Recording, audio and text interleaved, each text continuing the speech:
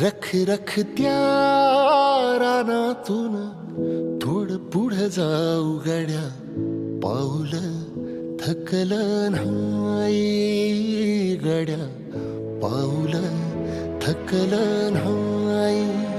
सुकलेल्या भाकरीला पानसंग खाऊ गड्या, पाऊल थकलं नाही गड्या, पाऊल थकलं नाही. झालो बरबाद जरी बसला घाव उरी, कलेची आग सार जाळून विजाईना.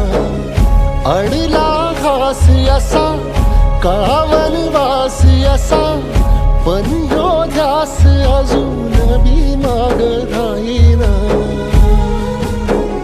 फिरला त्यो वासा घर, फिरलं नाही गड्या, पाऊल थकलं नाही गड्या, पाऊल थकलं नाही.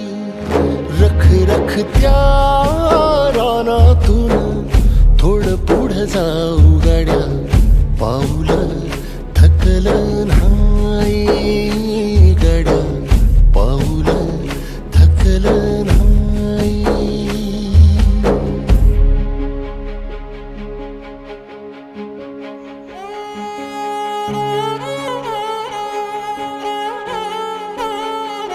संस्कृती फाउंडेशन व संस्कृती महाराष्ट्र राज्य याच्या वतीने आपण ब्लँकेट वाटप करत असतो. तर आपल्या परवा दिवशी संभाजीनगर येथे ब्लँकेट वाटप झालं. काल आपण हळदी देवाची नागरिकांनी 40 ते 50 लोकांना ब्लँकेट वाटप केलं आहे. आज आम्ही पुण्यामध्ये प्रत्येक ठिकाणी करतोय जिथं लोकांना गरज आहे ब्लँकेटची. तर आमच्या महिला आपल्याला शंकर माणसाची तर आम्ही 10 ते 20 लोकांना ब्लँकेट दिलेलं आहे. आता आम्ही शंकर नावाच्या मंडपाशी आलेलो आहे. इथं पण गरजू लोकांना जे आम्ही आहे काळ रात आली तरी पडलं सपान, डोळ्यामंदी पाणी तरी गळ्यामंदी गाणं. त्याचा हात पाठीवर सोनियाची खान, शर्मेन नाही कधी झुकली मान.